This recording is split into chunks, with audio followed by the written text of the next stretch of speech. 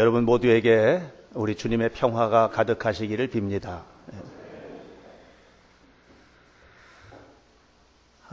우리가 지혜롭게 살고 싶지요.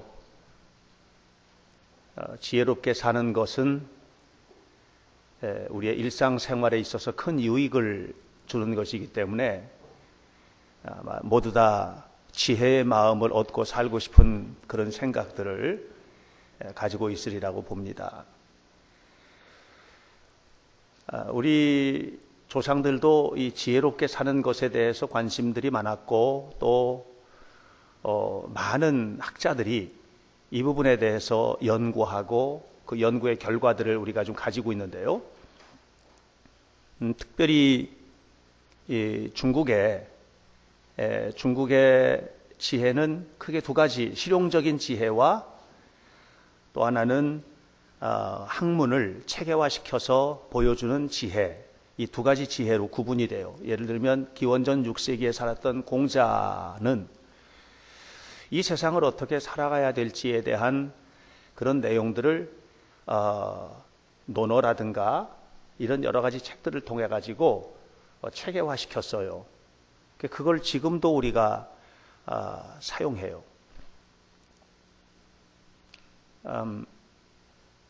중국이 공산화된 다음에 마오쩌둥이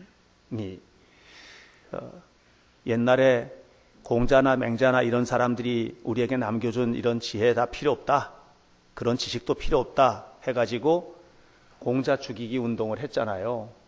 유교를 그냥 땅에 다 파묻어버리는 일을 했고, 산동성에 가면은 쿠푸라고 하는 지역이 있는데 이제 공자의 마을이에요. 공자가 태어나셔서 사시고 지금도 사당이 있고 공씨 가문에 아주 대단한 묘지도 지금 있는 바로 그런 지역인데요. 다 무너뜨렸어요. 그 역사적으로 오래됐던 공자의 비석이라든가 이런 것들 전부 다 깨트려버렸고 홍익군 동원해가지고 완전히 무너뜨렸죠. 그런데 마오쩌둥이 죽고 공산주의가 무너져 내리고 이런 과정에서 무슨 일을 하고 있는 줄 아세요? 그렇게 부셔버렸던 돌조각 하나하나 전부 다 붙여가지고 다시 세워놓고 있어요. 이거는 없애서는 안 되는 거라는 거죠. 바로 그들이 이야기하고 있는 것들이 세상을 어떻게 살아갈지에 대한 그런 내용들에 관한 지혜죠. 또 하나는 공자와 같은 시대, 거의 같은 시대에 살았던 손무라는 사람이 기록했던 손자병법이에요. 이 손자가 만든 병법은 학문을 체계화한 게 아니고 실제 삶에서 어떻게 살아야 될지에 대한 것을 속속들이 알려줘요. 전쟁에 나가면 이렇게 해야 이겨. 이런 거 이제 알려주는 거거든요. 그 비슷한 것이 제갈량, 삼국지에 나온 제갈량이 가지고 있었던 지혜인데 바람이 어느 계절에 어떻게 불고 이런 것들을 다 가지고 있는 거예요. 그래서 실제적으로 삶 속에서 어떻게 삶을 승리하게 할지에 대한 그런 지혜를 알려주고 있어요. 이런 공자나 맹자 또는 손무가 남겨진 손자병법 같은 이런 내용들은 지금부터 2500년 전 뭐 이렇게 그 시대의 사람들의 이야기지만 거기서 끝난 게 아니에요. 시대를 뛰어넘어서 오늘날도 그것을 연구하고 활용해요. 세계 유수한 대학은 전부 다 유학연구소를 가지고 있어요. 하버드 같은 대학교에도 유학연구소가 있어요. 굉장히 활발하게 활동하고 있고요. 또 우리나라의 이런 유교적인 개념도 다 거기서 영향을 받은 거 아니겠습니까? 사실 사상이나 역사를 이끌어가는 인물들은 100년이나 200년에 한 번씩 대단한 인물들이 탄생을 한다고 봅니다. 근데 이제 이렇게 100년이나 200년에 한 번씩 인물이 나오면은요, 그 다음 인물이 나올 때까지 그 중간에는 뭐 하는 줄 아세요? 그 사람을 연구해가지고 먹고 사는 사람들이 많아져요. 그래서 예를 들면 헤겔 같은 철학자가 나와서 관념론을 얘기를 했어요. 그러면서 뭐라고 그랬냐면 앞으로 100년 동안 철학자들이 손 털고 할 일이 하나도 없겠고 나 가지고 밥 먹고 살 거야 이렇게 얘기를 했거든요. 그런데 웬걸 25년도 지나지 않아서 엄청난 사람이 하나가 나왔어요. 키엘케고르라고 하는 실존 철학자가 나왔어요. 그러면서 해겔의 철학 개념을 그냥 무너뜨리고 그 다음부터 아주 오랫동안 굉장히 많은 사람들이 그분 연구에서 먹고 살 만한 것들을 탁 내놨거든요. 바로 그런 것들이죠. 그래서 뭐 경제학의 케인즈라든가 아니면 물리학의 존 뉴턴이나 아인슈타인 같은 사람들이나 이런 사람들이 이제 나와서 그래서 사람들로 하여금 정말 태산 같은 사람이 하나 나왔구나 하는 것들을 알게 하는데, 근데 중요한 것은 뭐냐면 케인즈가 경제에 대한 개념을 얘기를 하는데 그걸 가지고 우리가 어떻게 일상생활 속에서 경제를 어떻게 운영하고 살 거냐 이런 지혜를 가르쳐 주지는 못한다는 거죠. 큰 의미에서 경제의 흐름은 알려줘도 아인슈타인이 상대성 원리를 해서 우주를 연구하는데 엄청난 일을 했지만 그런데 우리가 그거 배워가지고 슈퍼에 가가지고 뭐 사다 먹고 한 끼 한 끼 밥 끓여 먹고 하는 일에 이게 해당이 안 되는 거예요. 다시 바꿔 말하면 우리가 살아가는 일상생활 속에 이런 큰 것들은 어떤 역사를 끌고 가는 큰 힘이 될 수는 있을지 몰라도 우리가 일상생활 속에 살아가는 데 있어서 이런 것들이 구체적으로 도움을 주고 있느냐라고 하는 면에 있어서는 조금 고개를 갸우뚱할 수밖에 없는 이런 지혜들이라고 말하게 됩니다. 공자께서 한 번은 제자들에게 이제 가르치시는 거예요. 공자왈 하면서 이제 가르치시는 거죠. 가르치시는데 공자의 가르침을 받던 한 제자가 물었어요. 선생님 알겠습니다. 선생님 가르침을 가지고 부모는 어떻게 대해야 되고 조상은 어떻게 대해야 되고 나라에 대해서는 어떻게 살아야 되고 또 왕에 대해서는 우리가 어떻게 대해야 되는지 알겠습니다. 세상 살아가는 동안에 살아갈 것 제가 알겠는데 근데 죽은 다음에는 어떻게 되겠습니까? 이렇게 물어봤어요. 그랬더니 공자께서 말씀하시기를 그 제자에게 내가 살아있는 동안의 일들을 참 많이 연구했는데 살아있는 동안의 일도 내가 다 모르겠다. 그런데 어떻게 죽은 다음의 일을 나에게 말하라 하느냐. 이렇게 얘기했어요. 그러니까 이게 무슨 얘기냐 하면 세상의 지혜라고 하는 것들이 우리가 단편적으로 어떤 현상들이라든가 이런 것들에 대해서 알게 만들어주는 부분들이 있지만 우리가 하루하루 살아가면서 그것을 삶 속에 적용하고 또 그것을 가지고 삶을 살아내고 잘 살고 정말 기쁘게 살고 행복하게 살아가는 데 있어서 도움을 주지 못하는 요소들이 너무 많다는 것이죠. 오늘 우리가 지식의 홍수 속에 살고 있습니다.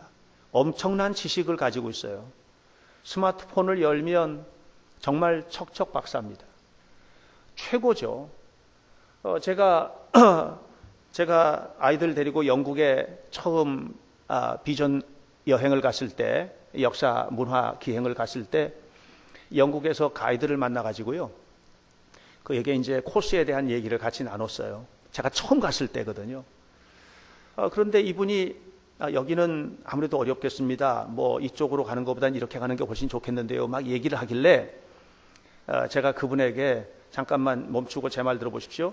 제가 계획하고 있는 것은 예를 들어서 트랄팔카 광장에서부터 시작을 해가지고 홀스 가드를 통과해서 수상 관저 쪽을 보고 그쪽으로 내려가서 국회의사당 보고 돌아서 웨스트민스터를 본 다음에 그 다음에 여왕의 궁전으로 가는 그 코스를 제가 생각을 하고 있는데 그게 안 된단 말입니까? 그랬더니 그분이 깜짝 놀라면서 하는 얘기가 영국에서 몇 년 사셨어요? 그러는 거예요. 그래서 제가 영국에 처음 왔다고 그랬더니 너무 놀라는 거예요. 이게 지금은요 안 가도요 구글맵이라든가 다음맵 같은 거 열면 골목까지 다 알고 갈 수 있어요. 골목까지 다 나와요. 심지어는 그걸 위성사진으로 딱 바꿔놓으면 건물까지 똑같이 보고 가는 거예요. 지금 우리는 이런 시대를 살고 있는 거예요. 지식의 홍수 시대에 우리는 살고 있고, 그런데 이런 세상의 지혜들이라든가 세상의 모든 것들이 우리가 어떻게 세상을 지혜롭게 살 수 있을지에 대한 얘기에 대해서는 대답을 정확하게 해주지 못하고 있다고 하는 것이죠. 그래서 우리 한 사람 한 사람이 어떻게 살아야 되느냐 하면 우리 삶의 문제를 가지고 하나님 앞에 나와야 된다는 거죠. 하나님 앞에 나오면 하나님께서 우리에게 알려주시는 것은 그건 두 가지예요. 하나는 뭐냐면 우리가 얼마나 부족한 존재인지를 알게 돼요.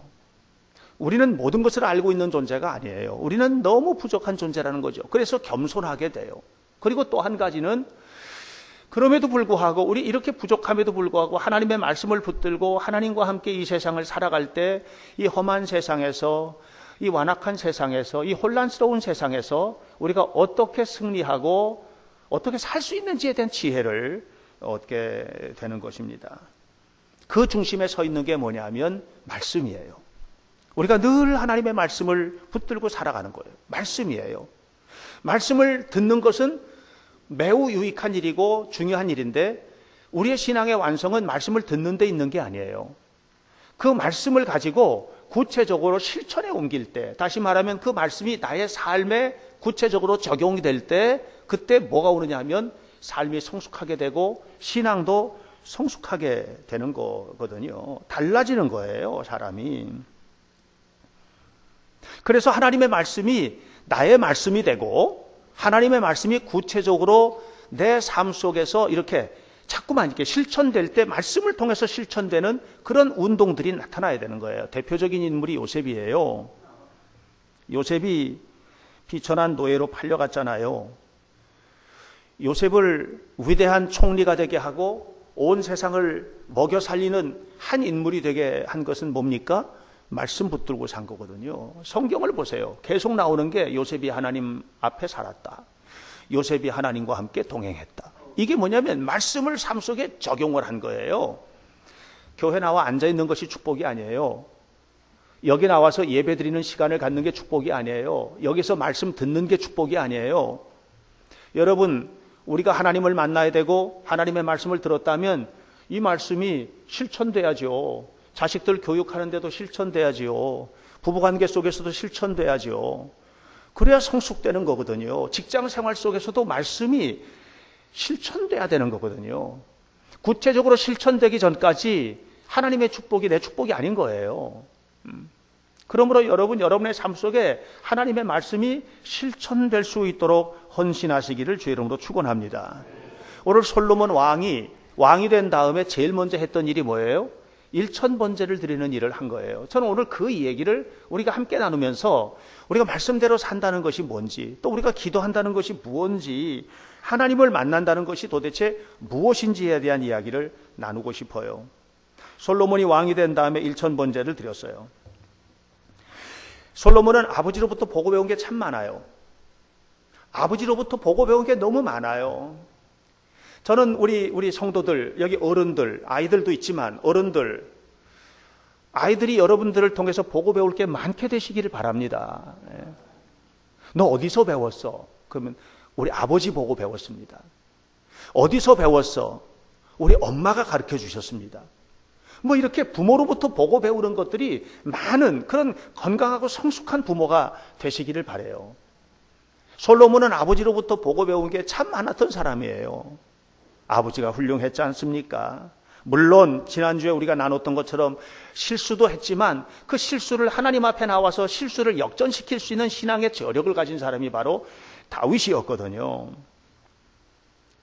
그래서 다윗이 참 훌륭하게 자녀를 보고 배우는 것을 통해서 가르쳤는데 오늘 성경을 보니까 6절에 자 솔로몬이 이제 하나님 앞에 하나님을 만나면서 하나님을 만난 솔로몬이 하나님 앞에 지금 고백하는 내용이에요. 주의 종 내 아버지 다윗이 성실과 공의와 정직한 마음으로 주님과 함께 주 앞에서 행한 것을 내가 보았다는 거예요.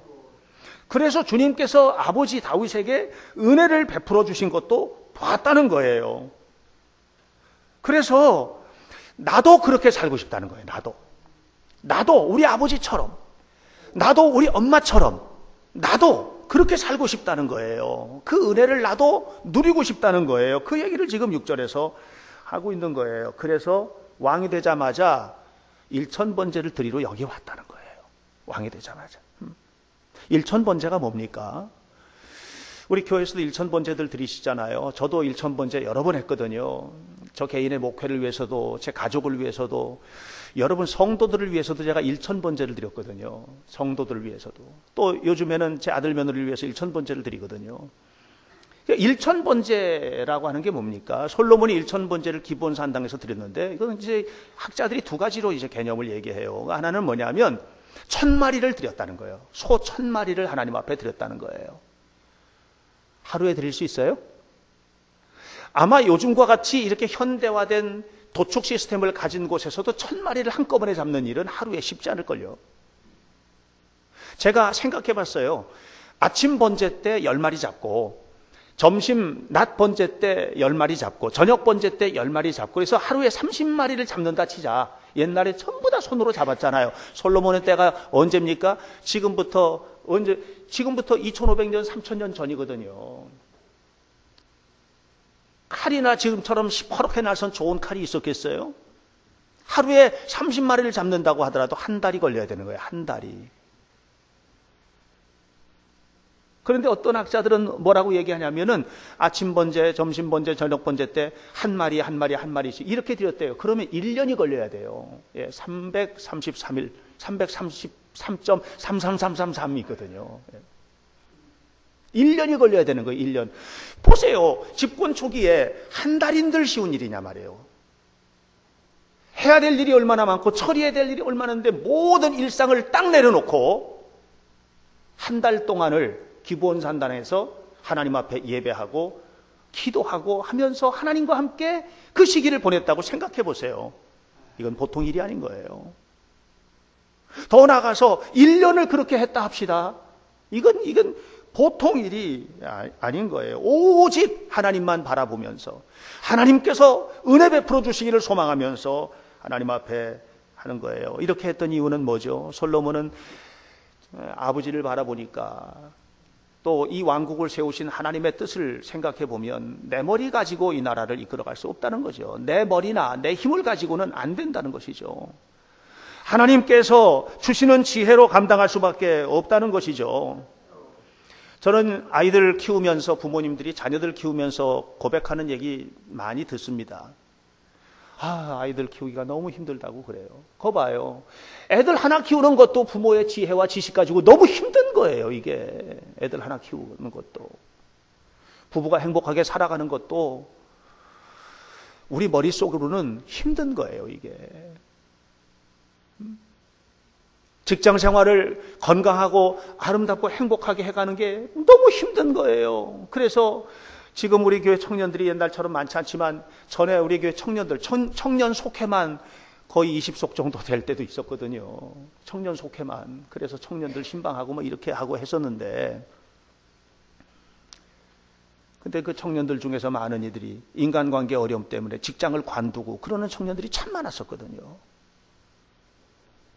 우리의 지혜를 가지고 우리 머리를 가지고는요, 인간관계 하나 좋게 맺고 나가는 것조차도 쉽지가 않은 거예요. 내 앞길을 알 수 있어요? 알 수가 없는 거예요. 그래서 솔로몬이 일천번제를 드리고 있습니다. 철저하게 하나님 앞에 맡기겠다는 것이죠. 하나님의 도우심을 구하겠다는 것이죠. 그래서 4절에 이에 왕이 제사하러 기본으로 갔다. 그곳에서 그 제단에 일천번제를 하나님 앞에 드렸다. 옛날에 여러분 하나님의 제단이 번제단이 10개씩이나 있었습니까? 하나 있었어요. 하나. 번제단 하나 있는 거예요. 하나. 번제단의 규격도 딱 정해져 있어요. 그 제단에서 지금 일천번제를 드리고 있는 거예요. 놀라운 일을 지금 하고 있는 것입니다. 하나님은 이런 솔로몬의 마음을 보셨습니다.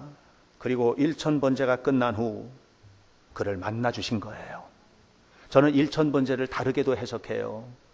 그것은 뭐냐면 하나님을 만날 때까지 드린 제사. 이번에 아이들 데리고 미국 서부 지역을 쭉 이제 다니면서 인디언 레저베이션, 인디언 보호구역들을 다녔거든요. 근데 이제 기후제 얘기를 하는 거예요, 가이드가. 인디언들은 기우제를 드리면 반드시 비가 왔대요. 어떻게 기우제를 드렸길래 반드시 비가 왔을까? 그러니까 우리 아이들이 똑똑하거든요. 한 아이가 손을 들더니 탁 얘기하는 거예요. 비 올 때까지 드렸어요. 비 올 때까지 기우제를 드리니까 반드시 비가 오는 거예요. 비 올 때까지 드리니까. 저는 솔로몬의 일천번제를 그런 개념으로도 이해를 합니다. 솔로몬은 하나님을 만날 때까지 번제 드린 거예요. 그게 일천번제인 거예요.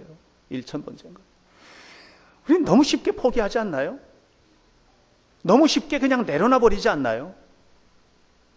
하나님과의 만남뿐만 아니라 우리 일상생활도 그렇게 하지 않나요? 우리 자녀들 학업도 그렇게 하지 않나요? 조금 하다가 너무 힘들어하고 내려놓지 않나요? 뭔가 도전할 때에 끝장을 보겠다고 하는 그런 자세를 가지고 나아가기보다는 너무 힘들면 힘들다는 조건이 그냥 내려놓게 만들어버리는 조건으로 되지는 않나요? 우리의 봉사와 헌신의 생활들, 우리의 모든 삶들이 그렇게 되어 있는 것은 아닌가 말이죠. 여러분들이 일천번제를 드린다는 것은 내가 작정한 바를 반드시 하나님께서 이루어 주시기를 소망하는 뜨거운 믿음의 고백들이라고 생각해요.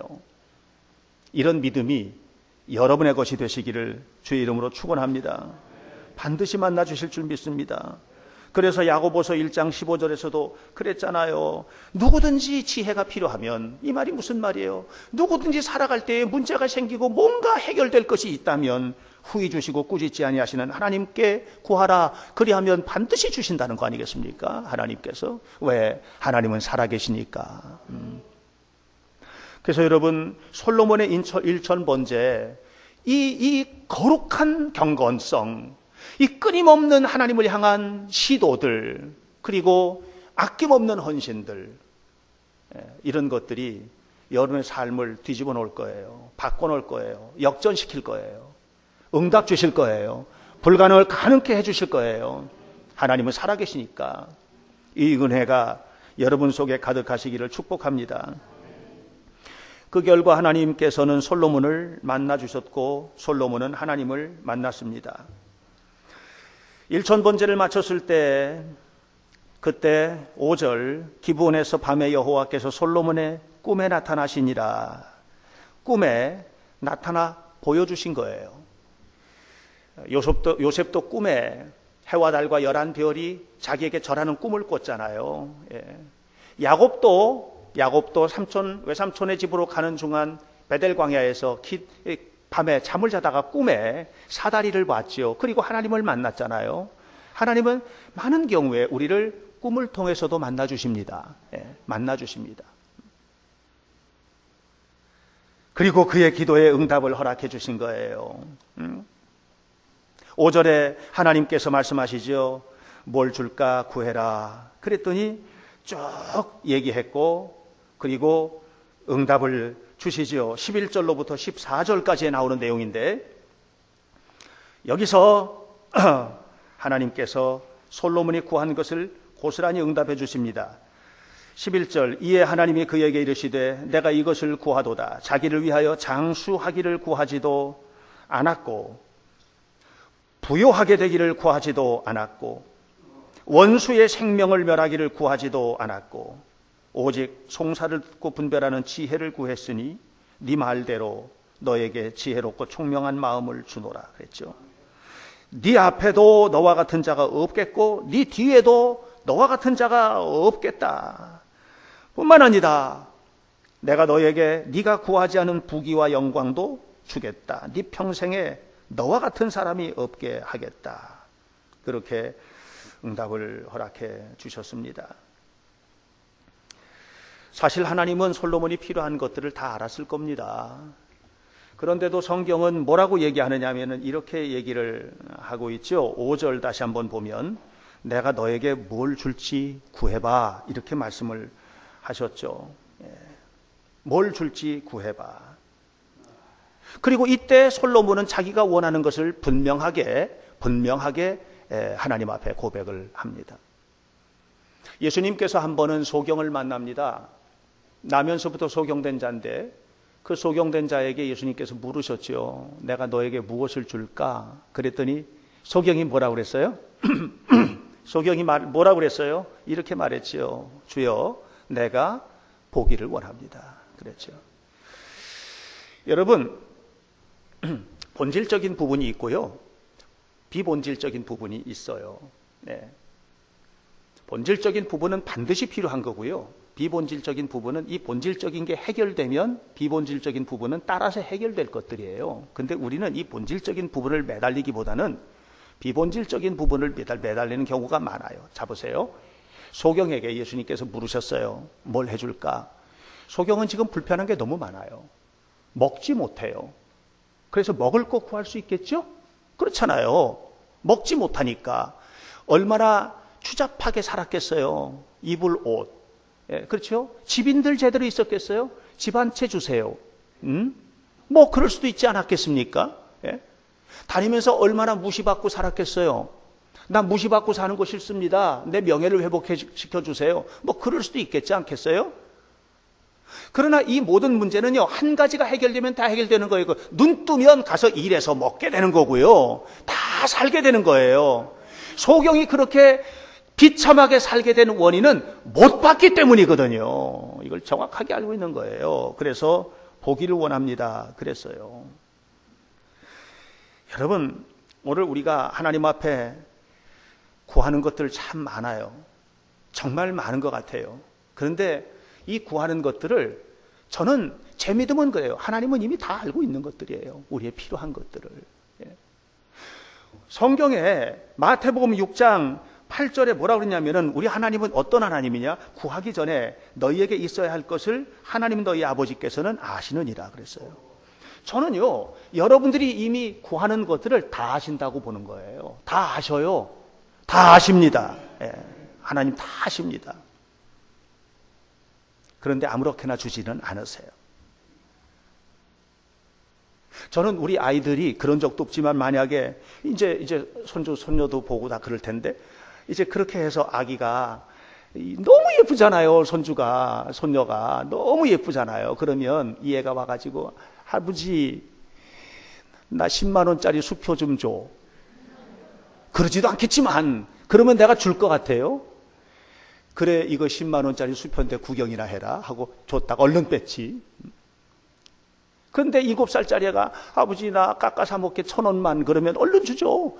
여러분 줄 만큼 주는 거예요. 애한테 필요한 건 난 다 알아요.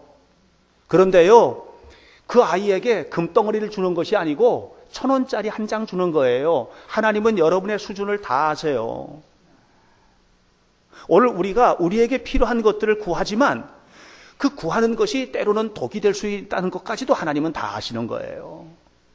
결국 우리에게 중요한 것은 뭐냐 하면 역량을 키우는 거예요. 역량.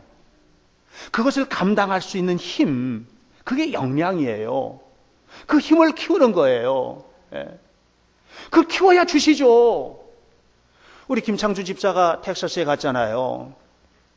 맨날 샌프란시스코로 가고 싶다고. 그랬는데 하나님이 텍사스로 딱 바꿔놓으니까 조금 실망했거든요. 근데 알고 보니까 그게 진짜 대박인 거예요. 너무 좋은 데로 간 거예요. 감사해. 너무 감사해요. 근데 어떻게 간 줄 아세요? 여러 사람이 신청했는데 역량이 있었거든요. 준비를 한 거예요. 거기에 신청한 사람들 중에서 실력이 제일 뛰어난 거예요. 그러니까 실력이 제일 뛰어난 너 샌프란시스코 가면 안 돼. 텍사스로 가. 그게 그리로 보낸 거거든요. 여러분 아무나 아무렇게나 주시는 게 아니에요. 세상의 기업도 그렇게 줄 줄 아는데 하나님께서 우리에게 뭘 주시겠냐 말이에요. 믿음을 키우시기 바랍니다. 실력을 키우시기 바랍니다. 그래서 전문가가 되고 실력을 키우고 하면 그 뛰어난 사람을 반드시 데려다 쓰시는 거예요. 하나님이. 사장이 갖다 쓰는 게 아니고 하나님께서 거기다가 끼워 넣어주시는 거거든요. 세워지시기를 주의 이름으로 축원합니다. 하나님이 솔로몬에게 뭘 줄까 그랬어요. 그랬더니 솔로몬이 뭘 구했습니까 지금? 지혜 구한 거 아니겠어요? 백성들의 송사를 듣고 바르게 판단할 수 있는 마음을 달라고 그랬어요. 지혜를 구한 거예요, 여러분. 근데 여러분이 분명히 알아야 돼요. 저는 솔로몬, 여기 지금 다 나와 있지는 않지만 솔로몬의 기도의 과정들을 제가 묵상을 하면서 무슨 생각을 하느냐 하면 처음부터 그렇게 구하지는 않았을 것 같아요. 솔로몬이 왕이 되고 난 다음에 지금 해야 될 일이 너무 많고 구해야 될 것들이 너무 많은 거예요, 지금. 일천번제를 드려서 하나님 앞에다 맡겨야 될 만큼 산적한 문제가 너무 많은 거예요. 그가 왕이 되는 과정도 순탄하지는 않았어요. 왕이 된 다음에도 지금 손꼽아 보면 너무너무 많은 일들이 지금 있는 거예요.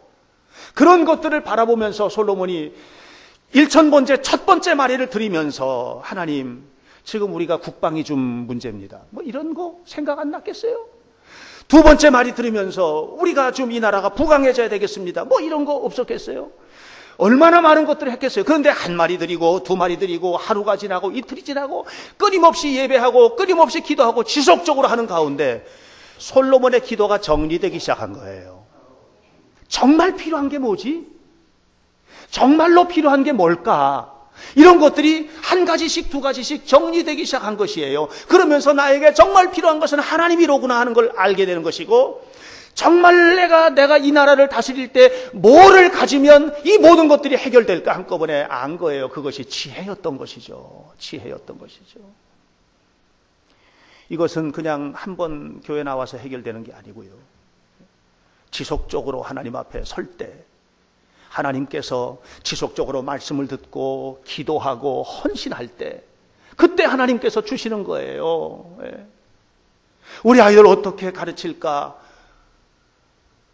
얼마나 많은 책들이 있어요. 자녀 교육에 관해서. 그 책대로 해보세요.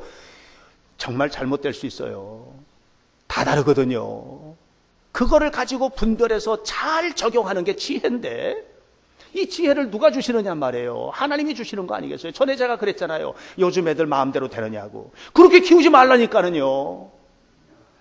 부모의 입에서 요즘 애들 마음대로 되느냐고 이런 얘기가 나오면 안 돼요. 부모의 말 한마디가 떨어지면 그게 따라가는 아이로 키워야 돼요. 그것이 매로 될 것 같아요? 야단쳐서 될 것 같아요? 저는 그것은 신앙적인 접근밖에 없다고 보는 거예요. 끊임없이 기도하고 잠잘 때마다 머리에 손 얹고 아이 위해서 기도해주고 뭐 그렇게 키워나가야지요. 그렇게 될 때 지혜로운 엄마 되는 거 아니겠어요? 학원을 10개씩 보내면 되겠어요? 여러분, 머리 똑똑한 아이로 키우지 마시고 마음 따뜻하고 머리 똑똑한 아이로 키우셔야 돼요. 우리는 그게 필요하니까.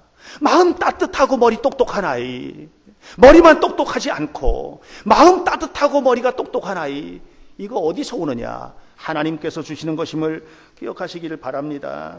결국은 솔로몬의 기도가 깊어지면 깊어질수록 솔로몬의 마음이 바뀐 거예요. 요셉이 보세요. 요셉이 어려서 하나님을 만난 거예요. 꿈에서 해와 달과 11별이 자기에게 절하게 하는 꿈을 주셔서 하나님이 그 꿈을 가지고 하나님 만난 거예요. 그리고 요셉이 했던 일이 뭐예요?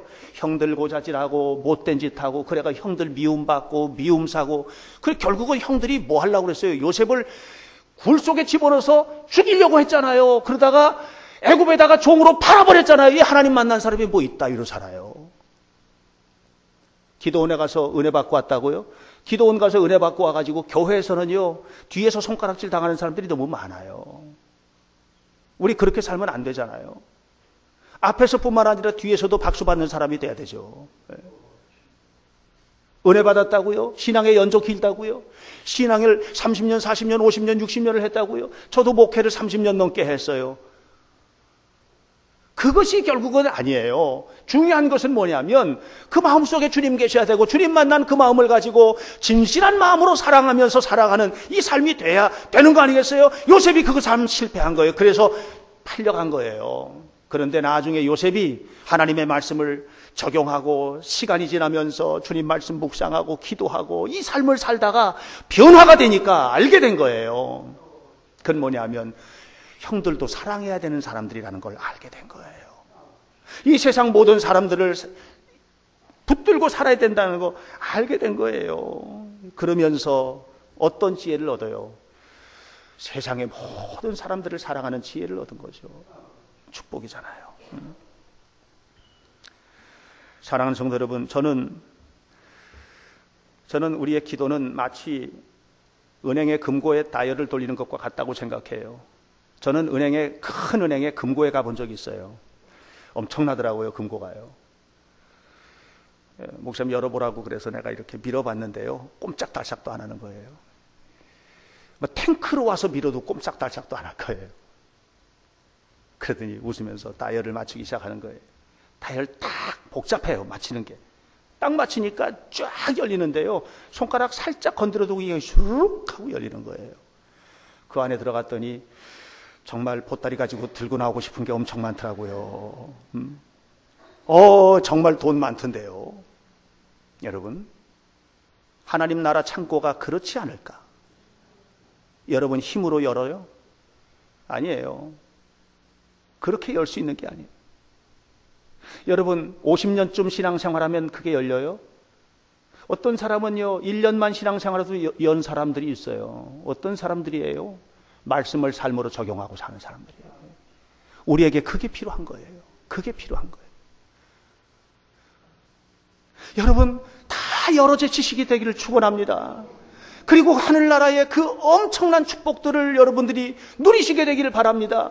하나님께서 우리의 부요함을 못 주시겠습니까? 하나님께서 우리의 연약함을 못 고치시겠습니까? 하나님이 행하고자 하시면 하나님께서 원하시는 일들을, 우리가 원하는 것들을 다 이렇게 딱 맞춰서 안 주시겠습니까? 아주 맞춤 양복을 입는 것처럼 우리에게 필요한 꼭 그것을 주시지 않겠습니까? 누리게 되시기를 주의 이름으로 축원합니다. 솔로몬이 하나님 앞에 일천번제를 드리면서 변화된 거예요. 그리고 하나님 앞에 기도를 드렸는데 그 기도가 하나님 앞에 딱 맞으니까 지혜만 가졌어요. 지혜를 갖고 나니까 지혜를 따라서 줄줄이 따라오는 것들이 있는데 13절에 네가 구하지 아니한 부귀도 주겠다, 영광도 주겠다, 평생의 왕들 중에 너를 대적할 만한 사람이 없도록 내가 네 평생에 해주겠다 말이죠. 그렇게 해주겠다. 그래서 그걸 다 얻은 거예요. 그런데 결국 14절을 실패하는 바람에 솔로몬의 당대에서 모든 것들이 끝나고 말지만, 사랑하는 여러분, 한 번 받은 은혜는 영원한 것이 아니라고 그랬지요. 우리는 밑빠진 독과 같기 때문에 밑빠진 독과 같은 우리가 끊임없는 은혜를 받으려면 어떻게 해야 돼요? 쏟아지는 물줄기 밑에 있어야 된다는 얘기 아니에요. 다른 데 갖다 놓으면 다 빠져버리는 거예요, 금세. 솔로몬처럼 승리하시기 축원합니다. 그리고 솔로몬이 실패한 것과 같은 길을 걸어가지 마시기를 바랍니다. 그래서 우리 하나님께서 예비하신 복을 누려야 돼요. 즉흥적으로 살지 마세요. 하나님 앞에 예배하며 사세요. 하나님 앞에 기도하며 사세요. 하나님 앞에 매달려서 사세요. 하나님께서 주시는 은혜를 사모하며 사세요. 하늘나라의 문을 열어달라고 하나님 앞에 기도만 하는 것이 아니라 그 기도가 삶으로 기도돼야 돼요. 신앙생활이에요. 신앙생활이라는 말은 신앙과 생활이 합성어예요. 우리는 신앙만 가진 사람이 아니라 그것을 생활로 끌고 가는 사람이어야 돼요. 그렇게 될 때 여러분, 우리 현대교회 성도들 놀라운 은혜를 받고 축복을 누리게 될 줄로 믿습니다. 하나님의 영광이 여러분 속에 충만하시기를 간절히 축원합니다. 기도하겠습니다. 살아계신 아버지 하나님, 우리의 연약함을 아시는 주님, 이 시간 우리의 생명과 삶을 주관하시는 거룩하신 주께서 우리로 하여금 하나님 앞에 살게 하옵소서, 하나님을 만나게 하옵소서, 하나님의 영광을 드러내게 하옵소서, 일천 번제를 드리는 거룩한 결단들이 있게 도와 주옵소서. 그렇게 지속적으로 예배하고 지속적으로 기도하고 지속적으로 헌신하는 삶을 살아가는 아름다운 자녀들이 되게 도와주시고, 이를 통해서 하나님을 만나게 하시고 하나님이 예비하신 복을 누리는 은혜로운 성도들이 되도록 축복해 주옵소서. 예수님 이름으로 기도하옵나이다. 아멘.